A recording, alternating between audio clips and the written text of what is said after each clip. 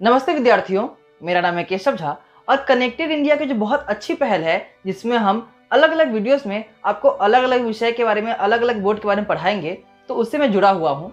और आज मैं आप सभी के सामने जो महाराष्ट्र बोर्ड है, जिसे एसएससी बोर्ड भी कहा जाता है, उसके हिंदी की कक्षा 10वीं की जो पहली कविता है वो लेकर के आया हूँ। पहली कविता का नाम है भारत महिमा और उसके कवि हैं जयशंकर प्रसाद जी। अगर मैं आप लोगों को जयशंकर प्रसाद जी के बारे में कुछ बताऊं तो जयशंकर प्रसाद जी बहुत बड़े कवि थे। उन्हें राष्ट्रवादी कवि के रूप में जाना जाता है, क्योंकि उनकी कविताओं में जो है आप देख पाएंगे, उनकी कविताओं में जो राष्ट्र के प्रति प्रेम है, भारत के प्रति जो प्रेम है, जो एक भारत की कितनी बड़ी इतिहास रहा है, भारत हमारा देश कितना वैभवशाली रहा है, हमारे भारत देश की क्या क्या खास बातें हैं। जब आप जयशंकर प्रसाद जी की कविताओं को पढ़ेंगे तो इस बात का उल्लेख आपको जरूर मिल जाएगा, इसलिए उन्हें राष्ट्रवादी कवि भी कहा जाता है। तो ये हम सभी के लिए बहुत सौभाग्य की बात है कि जो पहली कविता है वो जयशंकर प्रसाद जी की है। कविता का शीर्षक है भारत महिमा। शुरू करता हूं मैं। भारत महिमा, पहली इकाई, जयशंकर प्रसाद। परिचय: जन्म 1890 वाराणसी उत्तर प्रदेश, मृत्यु 1937 वाराणसी उत्तर प्रदेश। परिचय: जयशंकर प्रसाद जी छायावादी युग के 4 स्तंभों में से एक हैं। जी बिल्कुल, हिंदी साहित्य का एक छायावादी युग था जिसके 4 मुख्य स्तंभ थे। उसमें से जयशंकर प्रसाद जी, महादेवी वर्मा जी, सुमित्रा नंदन पंत जी और सूर्यकांत त्रिपाठी निराला जी, ये चारों कवि जो थे बहुत बड़े बड़े कवि, उन्हें छायावादी युग के 4 स्तंभों में से कहा जाता था उनको। आप बहुमुखी प्रतिभा के धनी हैं। कवि, नाटककार, कथाकार, उपन्यासकार तथा निबंधकार के रूप में आप प्रसिद्ध हैं। आपकी रचनाओं में सर्वत्र भारत के गौरवशाली अतीत, ऐतिहासिक विरासत के दर्शन होते हैं। प्रमुख कृतियां क्या थी उनकी? झरना, आंसू, लहर, काव्य, कामायनी, महाकाव्य, स्कंदगुप्त, चंद्रगुप्त, ध्रुव स्वामिनी, ऐतिहासिक नाटक, प्रतिध्वनि, आकाशदीप, इंद्रजाल, कहानी संग्रह, कंकाल, तितली, इरावती, उपन्यास आदि। अब देखते हैं कि इस कविता में कवि हमको बताना क्या चाहते हैं, काव्य संबंधी में, पद्य संबंधी में। प्रस्तुत कविता में कवि ने अपने देश के गौरवशाली अतीत का सजीव वर्णन किया है। सजीव वर्णन मतलब लिविंग थिंग्स, कि अगर आप कविता को पढ़ोगे ना तो पूरा जो दृश्य आपके आंखों के सामने आ जाएगा कि इस तरह से हमारा भारत जो कितना गौरवशाली देश है, हमारा भारत देश कितना महान देश है, तो उसका पूरा सजीव, पूरा जो चित्र है आपके सामने आ जाएगा। वो कवि का कहना है कि हमें अपने देश पर गर्व करते हुए उसके प्रति अपना सर्वस्व निछावर करने के लिए हमेशा तत्पर रहना चाहिए। शुरू करता हूं मैं। हिमालय के आंगन में उसे किरणों का दे उपहार, उषा ने हंस अभिनंदन किया और पहनाया हीरा का हार। जगे हम, लगे जगाने विश्व, लोक में फैला फिर आलोक, व्योमतम पुंज हुआ तब नष्ट, अखिल संस्कृति हो उठी अशोक। विमल वाणी ने वीणा ली, कमल कोमल कर में सप्रित, सप्त स्वर सप्त सिंध में उठे, छिड़ा तब मधुर साम संगीत। विजय केवल लोहे की नहीं, धर्म की रही धरा पर धूम, भिक्षु होकर रहते सम्राट, दया दिखलाते घर घर घूम। यवन को दिया दया का दान, चीन को मिली धर्म की दृष्टि, मिला था स्वर्ण भूमि को रत्न, शील की सिंघल को भी सृष्टि।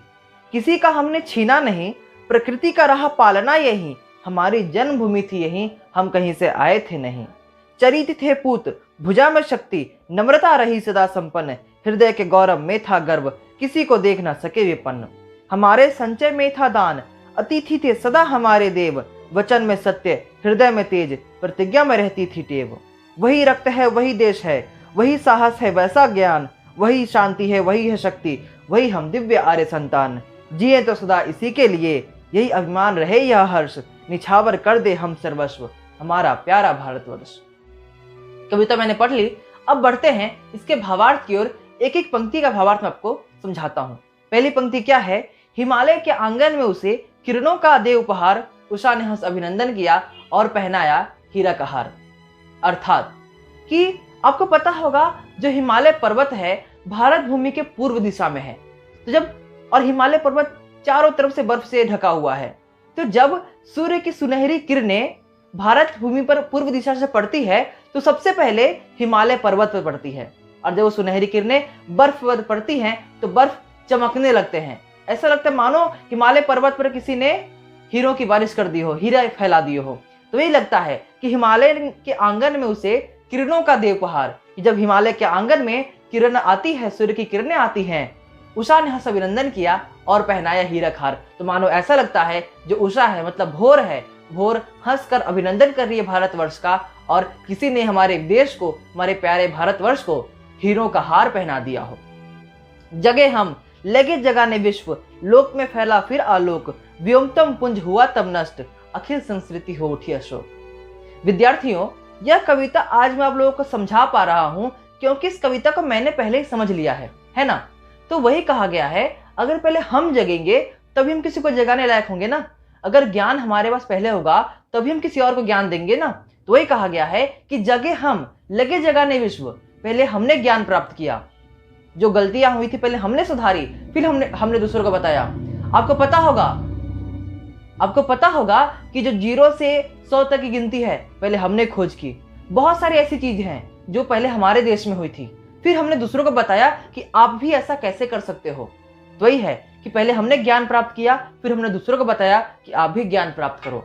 जगे हम लगे जगाने विश्व, लोक में फैला फिर आलोक। कि जब ज्ञान फैल गया, जब हमें ज्ञान प्राप्त हुआ और वह ज्ञान जब हमने दूसरों को दिया, तब संपूर्ण लोक में, संपूर्ण विश्व में आलोक अर्थात प्रकाश फैल गया, ज्ञान का प्रकाश फैल गया।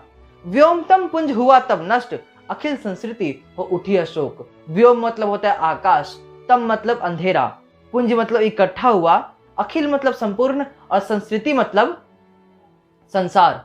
कि जब अज्ञान रूपी बादल से जो पूरा व्योम था वो पूरा घिरा हुआ था, तब ज्ञान रूपी वर्षा से या फिर ज्ञान रूपी ज्ञान देने से वो जो अंधेरा बादल था अज्ञान का वो हट गया है, और संपूर्ण विश्व अशोक अर्थात शोक रहित, जिसे कोई दुख ना हो, वो हो गया है। स्वाभाविक सी बात है, जब हमारे पास ज्ञान होगा तो हमें किसी बात का दुख नहीं होगा। विमल वाणी ने वीणा ली, कमल कोमल करमे सप्रीत, सप्त स्वर सप्त सिंधु में उठे, छिड़त मधुर साम संगीत। आपको पता होगा कि जो 7 सुर होते हैं संगीत में, सा रे गा मा पा धा नी और अंत में फिर से सा, वो भारत भूमि की ही देन है। तो कवि जयशंकर प्रसाद जी कह रहे हैं कि जो नदियां हैं, सिंधु मतलब नदियां, कि भारत भूमि की जो नदियां हैं, जब भारत भूमि की नदियों में जब हिलोरे मारती हैं नदियां, जब लहर मारती हैं, तो उस लहर से जो संगीत निकलता है, जो आवाज लगता है, वो बिल्कुल उसी प्रकार लगता है जिस प्रकार से माता सरस्वती, विमल वाणी उन्हीं का नाम है, जिस प्रकार से माता सरस्वती अपने हाथों में वीणा लेती हैं और उसे बजाती हैं। और हाथ कैसे हैं? कमल के समान है। क्या लिखा गया है? विमल वाणी ने वीणा ली, कमल कोमल कर में सप्रीत। कि ऐसे हाथ में जो कमल के समान मुलायम है, उसमें विमल वाणी ने, सरस्वती माता ने प्रेम से वीणा लिया है और उसे बजा रही हो, वैसा अनुभव होता है ठीक उसी समय जब नदियों में लहरें आती हैं और उनकी आवाज लगती है। वो आवाज कहीं ना कहीं माता सरस्वती के वीणा से निकली हुई आवाज से मेल करती है। विजय केवल लोहे की नहीं, धर्म की रही धरा पर धूम, भिक्षु होकर रहते सम्राट, दया दिखलाते घर घर घूम। विजय केवल लोहे की नहीं, हमारा भारत देश है। हमारा भारत देश कभी भी किसी के ऊपर पहले आक्रमण नहीं करता है, और अगर कोई हम पे आक्रमण करे भी तो पहले हम उसे प्रेम से समझाते हैं। अगर जब वो प्रेम से ना समझे तब हम उस पर वार करते हैं। समझ रहे बात को आप? अब हमारा इतिहास देख लीजिए ना, रामायण हो, भगवान राम ने पहले रावण को प्रेम से समझाने की कोशिश की थी। महाभारत हो, दुर्योधन को भगवान कृष्ण ने समझाने की कोशिश की थी, लेकिन जब वो प्रेम से नहीं समझे तब उनको हथियार उठाना पड़ा। वही कहा गया है कि भारत ऐसा देश है जहां पर केवल लोहे, लोहे अर्थात हथियार, हथियार से जीत नहीं होता है, हथियार से युद्ध नहीं होता है, सिर्फ धर्म से युद्ध होता है। क्योंकि धर्म कहता है कि पहले शांति की कोशिश करो, और हमारा देश हमेशा शांति की कोशिश करता ही है। क्या लिखा गया है? विजय केवल लोहे की नहीं, धर्म की रही धरा पर धूम। हमारी भारत भूमि की जो धरा है, धरती है, उस पर धर्म की धूमधाम रही है। हम हमेशा युद्ध करना नहीं चाहते हैं। भिक्षु होकर रहते सम्राट, दया दिखलाते घर घर घूम। आपको पता होगा कि हमारे देश में राणा प्रताप जैसे वीर हुए हैं, जिन्होंने किसी की स्वतंत्रता न छीनी, और जब खुद की स्वतंत्रता छीनने को आई तो उन्होंने अपने आप को स्वतंत्र रखा, अपनी स्वतंत्रता किसी को दी नहीं। भले भिक्षु होकर वह रहे, उनको भीख मांगकर खाना पसंद था, लेकिन किसी का गुलाम बनकर खाना पसंद उन्हें नहीं था, और लोगों पे बहुत दया भी करते थे। आपको अशोक सम्राट के बारे में पता ही होगा, कितना दया किया था उन्होंने लोगों पर। तो वही कहा गया है कि विजय केवल लोहे की नहीं, धर्म की रही धरा पर धूम, भिक्षु होकर रहते सम्राट, दया दिखलाते घर घर घूम। यवन को दिया दया का दान, चीन को मिली धर्म की दृष्टि, मिला था स्वर्ण भूमि को रत्न, शील की सिंघल को भी सृष्टि। यवन अर्थात यूनानी लोगों को हमने बार बार युद्ध में दया का दान दिया है। आपको पता होगा चीन में जो सबसे बड़ा धर्म है वो धर्म बौद्ध धर्म है, और बौद्ध धर्म का जन्म कहाँ हुआ था? हमारे देश में, अर्थात चीन का जो धर्म है वो हमने दिया है। यवन को दिया दया का दान, चीन को मिली धर्म की दृष्टि, मिला था स्वर्ण भूमि को रत्न, शील की सिंघल को भी सृष्टि। हमारी भारत भूमि पर जो भी आया है हमसे कुछ लेकर ही गया है, हमने उसको हमेशा दिया ही है, किसी से कभी भी कुछ भी लिया नहीं है हमने। किसी का हमने छीना नहीं, प्रकृति का रहा पालना यही, हमारी जन्मभूमि थी यही, कहीं से हम आए थे नहीं। आपको पता होगा कि हमने कभी किसी का छीना नहीं है। हम नहीं कहते कि तुम्हारे देश में इतनी जमीन हमारी है, हमने कभी किसी को ऐसा नहीं किया है।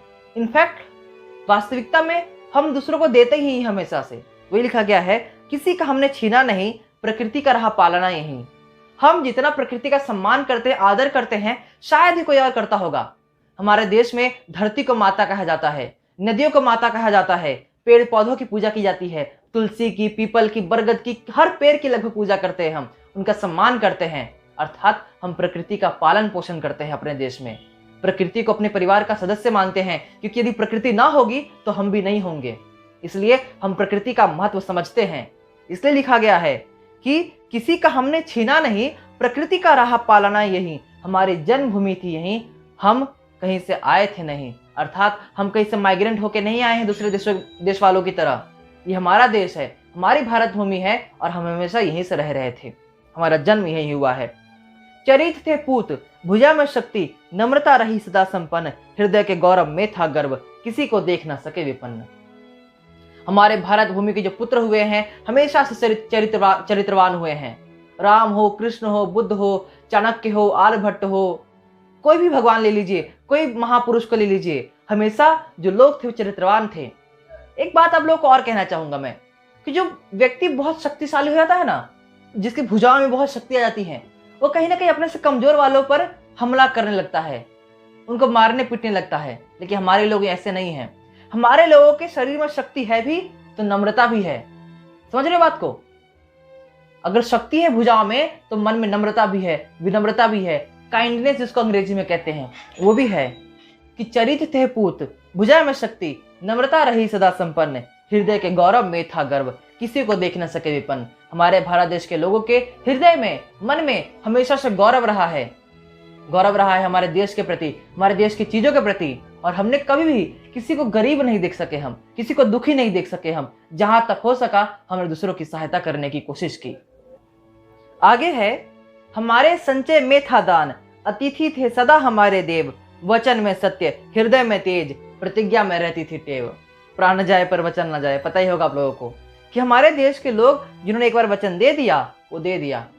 हमारे संचय में दान था, अर्थात हम भले ही कितने भी गरीब हो जाए, लेकिन अगर हमारे घर पे कोई कुछ मांगने वाला आता है तो हमारी ये परंपरा है, हमारी संस्कृति है कि उसे खाली हाथ नहीं लौटाते हैं। संचय अर्थात जमा करके जो हमने रखा है इसमें हमेशा दान रहता ही है। हम बहुत दान करते हैं। हमारी जो संस्कृति है वो दानवीर कर्ण की संस्कृति है, दधीची ऋषि की संस्कृति है, राजा बलि की संस्कृति है। इतने बड़े बड़े दानी हुए हमारे देश में, तो कहीं ना कहीं उनके गुण हमारे अंदर भी है। एक भिखारी है जिसके पास एक ही रोटी है, लेकिन जब वो देखता है दूसरा भिखारी भूखा है तो आधी रोटी उसमें से भी दूसरों को दे देता है, क्योंकि भले भिखारी है वो लेकिन है तो भारतवासी ही ना, उसके अंदर तो वो गुण होगा ही ना। तो ये लिखा गया है कि हमारे संचय में था दान, अतिथि थे सदा हमारे देव, अतिथि देव हुआ। हमने हमेशा से अपने मेहमानों को भगवान के समान ही समझा है। वचन में सत्य, हृदय में तेज, प्रतिज्ञा में रहती थी टेव। वचन में हमेशा सत्य रहता था हमारा, हमने जो वचन दे दिया वो पूरा करके रहेंगे। हृदय में तेज, हृदय में प्रकाश था, हृदय में तेज था, गौरव था, प्रतिज्ञा में रहती थी टेव। टेव अर्थात दृढ़ होना, एक बार जो प्रतिज्ञा ले ली उसे मिटाए न मिटना। वही है रक्त, वही है देश, वही साहस है वैसा ज्ञान, वही है शांति, वही है शक्ति, वही हम दिव्य आर्य संतान। कि जैसा गुण हमारे पूर्वजों के अंदर थे हमारे अंदर भी वही गुण है, लेकिन कहीं ना कहीं हम उन गुणों को भूलते जा रहे हैं। हम भगवान राम जैसे तो नहीं हो सकते, लेकिन अगर उनके पैरों की धूल के बराबर भी हो जाए तो बहुत होगा, क्योंकि कहीं ना कहीं उनके अंश मात्र भी गुण तो हमारे अंदर आ ही होंगे ना, अगर एक ही भारत भूमि के हम हैं तो। वही लिखा गया है कि वही है रक्त, वही है देश, वही है साहस वैसा ज्ञान, कि जो सब आचार्य चाणक्य के पास, आर्यभट्ट के पास, गांधी जी के पास, सुभाष चंद्र बोस के पास, चंद्रशेखर आजाद के पास था, वही हमारे अंदर भी है, लेकिन आवश्यकता है उसे पहचानने की। वही है शांति, वही है शक्ति, वही हम दिव्य आर्य संतान, हम आर्य संतान हैं। हमारे अंदर शक्ति भी है और शांति भी है। हम आर्यंस हैं, हम आर्य के संतान हैं। जिए तो सदा इसी के लिए, यही अभिमान रहे यह हर्ष, निछावर कर दे हम सर्वस्व हमारा प्यारा भारतवर्ष। कि जिए तो भारत भूमि के लिए जिए, मरे तो भारत भूमि के लिए मरे। और अगर हमारा बलिदान देने से हमारा देश आगे बढ़ता है, हमारे देश की तरक्की होती है, हमारे देश की रक्षा होती है, तो हमें ऐसा करने में बिल्कुल भी संकोच नहीं करना चाहिए। हमारे सैनिक इसके सबसे बड़े उदाहरण हैं, जो अपनी जान की परवाह नहीं करते हैं, अपने देश का, अपने देशवासियों के बारे में सोचते हैं। यही भारत की महिमा है। उम्मीद करता हूँ आपको कविता पसंद आई होगी, अच्छी लगी होगी। और हम देखते हैं शब्द संसार में क्या क्या है। उपहार मतलब भेंट होता है, हीरक हार मतलब हीरो का हार, आलोक मतलब प्रकाश, व्योम मतलब आकाश, तम मतलब अंधेरा, संस्कृति मतलब संसार, विपन्न मतलब निर्धन, टेव मतलब आदत, यवन मतलब यूनानी, मुहावरा है निछावर करना, अर्पण करना, समर्पित करना। आप होमवर्क की तरह गृह कार्य के तौर पर स्वाध्याय को आप सॉल्व कर सकते हैं। अगर आपको किसी प्रकार का कोई डाउट आता है, कुछ नहीं आता है, तो बिल्कुल कमेंट बॉक्स में मुझसे पूछ सकते हैं। मैं आप लोगों की सहायता करने के लिए हमेशा तत्पर हूँ। बहुत बहुत धन्यवाद।